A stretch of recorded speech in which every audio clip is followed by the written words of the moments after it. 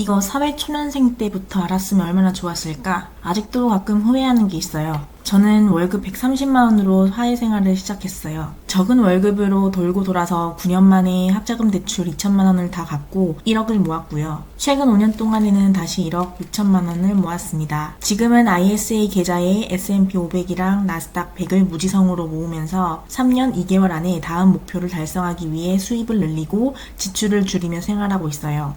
오늘은 그 시작점, 그러니까 월급이 들어오는 순간 돈을 어떻게 세팅해야 하는지 최종적으로 장착한 월급 사용법이 있는데요. 오늘은 그 방법을 하나씩 알려드릴게요.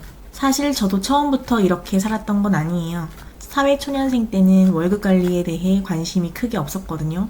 그냥 막연하게 아끼면서 살면 되겠지? 라고만 생각하고 살았어요. 그런데 월급이 많지도 않은데 관리까지 제대로 안 하면 어떻게 될까요? 당장 몇만 원, 몇십만 원을 덜 모으는 것으로 끝나는 게 아니에요. 일찍 모은 돈은 원금에 수익이 붙고 그 수익이 다시 새로운 수익을 만들어냅니다. 이것이 복리인데요. 같은 금액을 저축하고 투자하더라도 일찍 시작할수록 돈이 불어날 시간이 길어집니다. 저도 130만 원 받던 시절에 지금 이 방법을 알았다면 큰 돈은 아니더라도 조금씩 더 일찍 모으고 투자했을 거예요. 그랬더라면 아마 지금보다 훨씬 빨리 목표에 도달했을 거예요. 이제는 정신을 딱 차리고 월급이 들어온 순간부터 돈이 어디로 가야 하는지 이미 다 정해져 있어요. 그래서 이제는 이번 달엔 얼마 저축하지? 고민할 틈이 없습니다. 고정 지출은 이미 세팅이 끝나 있고 제가 신경 쓰는 건 딱 하나, 변동 지출 뿐이에요. 배달비랑 외식비를 줄이고 집밥을 해먹는 것, 그리고 부수입을 만드는 것. 오늘은 이 과정을 6가지로 나눠 말씀드릴게요. 첫 번째는 목표 세우기입니다. 우리는 월급에 얼마를 저축해야 할까요? 누군가는 50%, 또 누군가는 80%, 심지어 90%까지 저축한다고 이야기합니다. 그런데 중요한 건 남들이 정한 저축률이 아니라 내가 무너지지 않고 계속 유지할 수 있는 비율이에요. 저축 금액을 정하기 전에 반드시 해야 할 일이 있어요.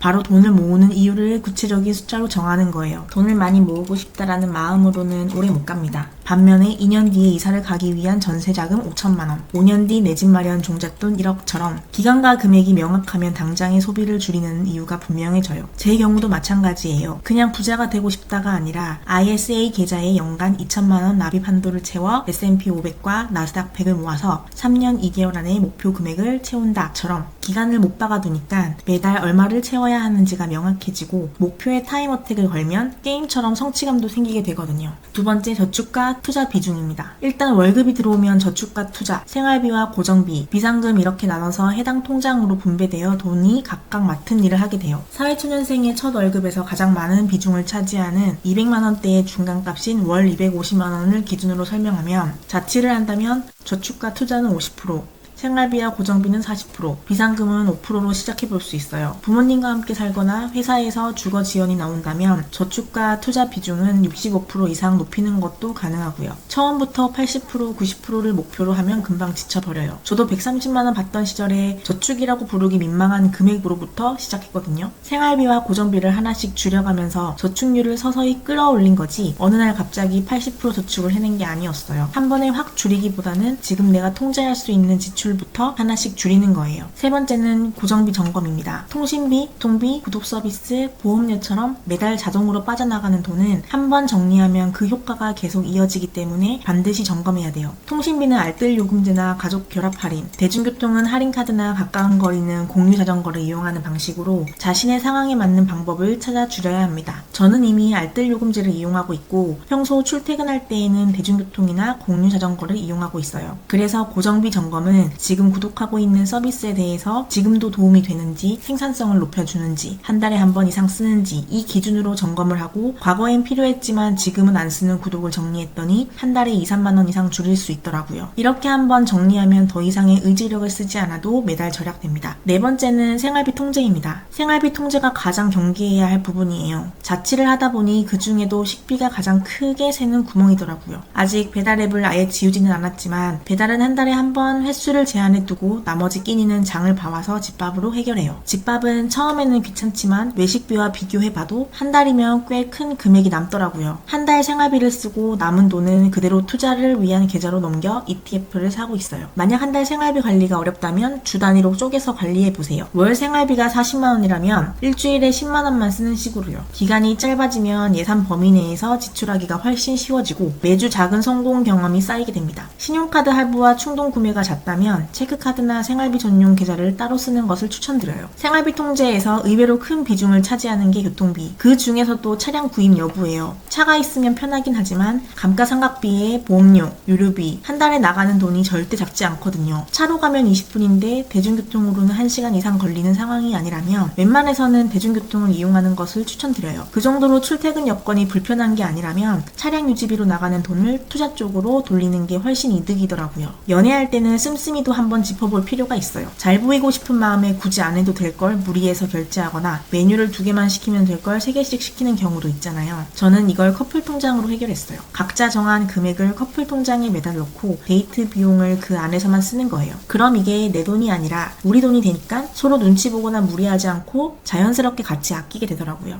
그리고 생활비 못지않게 정리가 필요한 게 인간관계예요. 사회생활을 하다 보면 좋은 관계를 유지하기 위해 그만큼 내 시간과 에너지 그리고 돈을 쓰게 되는데 막상 그 모든 관계가 내 마음 같지 않더라고요. 정말 소중한 인연은 자주 만나지 못해도 쉽게 끊어지지 않아요. 오히려 저를 소모시키기만 하는 만남을 줄일수록 진짜 중요한 관계에 쓸 시간과 돈과 에너지가 더 남습니다. 그래서 생활비를 줄이는 것만큼이나 나를 소모시키는 관계를 정리하는 것도 결국은 절약의 한 방법이라고 생각해요. 5번째, 비상금과 경조사 통장. 갑자기 아프거나 경조사가 생겼을 때 비상금이 없으면 적금을 깨야 하거나 카드를 쓰게 됩니다. 이런 상황을 방지하기 위해서 3달 월급치만큼의 비상금이 채워지기 전까지는 월급의 5% 정도로 별도 통장에 모아두고 생활비가 남거나 부수입이 생기면 비상금 통장에 추가로 채워보세요. 그리고 저는 경조사 통장을 따로 분리해뒀는데 결혼식이나 장례식처럼 경조사비에 대해서 누구에게 얼마를 추계했는지, 누구 부의금을 얼마를 냈는지 이런 걸 일일이 메모장이나 가계부에 세세하게 기록해두는 게 사실 쉽지 않거든요. 그래서 저는 이 통장 자체에 기록장처럼 쓰고 있어요. 이체를 할 때 받는 분 이름이나 경조사명을 메모로 남겨두면 통장 하나만 만들어놔도 누구 결혼식에 얼마를 냈었지? 그때 부의금은 얼마였지? 이런 내용들이 자동으로 남거든요. 나중에 상대방 경조사가 다시 생겼을 때 이전에 얼마를 주고 받았는지 헷갈리지 않고 바로 확인할 수 있어서 통장 관리와 기록 관리를 한 번에 해결하는 셈이죠. 6번째는 소액 투자와 파이프라인 늘리기입니다. 저축한 돈은 전부 적금에만 넣을 필요는 없어요. 투자를 처음에 시작한다면 종잣돈을 모으면서 동시에 소액으로 투자 경험을 쌓는 방법도 있어요. 예를 들어 매달 100만원씩 모을 수 있다면 90만원은 적금, 10만원은 지수형 상품에 분산 투자하는 식으로요. 다만 투자는 원금 손실 가능성이 있으니 비상금이나 단기간에 써야 할 돈과는 반드시 분리해야 합니다. 저는 지금 ISA 계좌에 S&P 500과 나스닥 100을 정해진 날짜에 정해진 금액만큼 기계적으로 담고 있어요. 시황을 보면서 오늘은 살까 말까 고민하지 않고 그냥 매달 같은 날 같은 비율로 넣는 거예요. 이렇게 무지성으로 쌓는 게 오히려 심리적으로 훨씬 편하더라고요. 그리고 여기에 부수입이라는 파이프라인을 하나 더 얹어 들어온 돈은 생활비로 흡수되지 않게 곧바로 투자 계좌에 넘기는 게 핵심이에요. 거창한 사업이 아니어도 됩니다. 중요한 건 크기가 아니라 월급 외에 들어오는 파이프라인이 하나 더 있다는 사실 그 자체예요. 결국 방법은 특별하지 않아요. 돈을 모으는 이유를 정하고 예산을 잘게 나누고 고정비는 한 번에 정비해두고 변동 지출은 꾸준히 관리하고 남은 돈은 투자 계좌에 흘려보내는 것, 그리고 매달 가계부로 얼만큼 쓰고 얼마나 모았는지 확인하는 것까지. 영상 초반에 제가 아직도 가끔 후회한다고 말씀드렸잖아요. 그 후회하는 것은 딱 2가지예요. 첫 번째는 이 시스템을 더 일찍 만들어두지 못한 것. 돈이 들어오는 순간 자동으로 흘러가는 구조를 130만원 받았을 때 그때 만들어뒀다면 매달 고민하고 흔들리던 그 시간 자체를 아낄 수 있었을 거예요. 두 번째는 처음부터 저축만 고집했던 거예요. 전액을 적금에만 넣는 대신 그중 일부라도 일찍 투자로 돌렸다면 시간이 복리로 불려주는 효과를 몇 년 더 누릴 수 있었을 거예요. 저축은 원금을 지킬 수 있지만 물가 상승률을 고려했을 땐 어쩌면 그 원금이 조금씩 녹아내릴 수 있어요. 저축만으로는 시간이 내 편이 되어주지 않는 거예요. 하지만 투자는 시간이 지날수록 같은 돈이 스스로 몸집을 불려줍니다. 그래서 지금은 저축과 투자를 같이 가져가면서 ISA 계좌에 매달 정해진 만큼 무지성으로 담고 있어요. 여러분은 저처럼 10여 년이라는 시간이 돌아가지 않았으면 좋겠어요. 시스템은 지금 당장 만들 수 있고 투자도 소액부터 지금 시작할 수 있어요. 지금 당장 저축률 80%를 못 채운다고 조급해하지 마세요. 지난달보다 5%만 더 저축해도 그건 분명한 발전이에요. 오늘 통장을 열어서 내가 줄일 수 있는 배달비,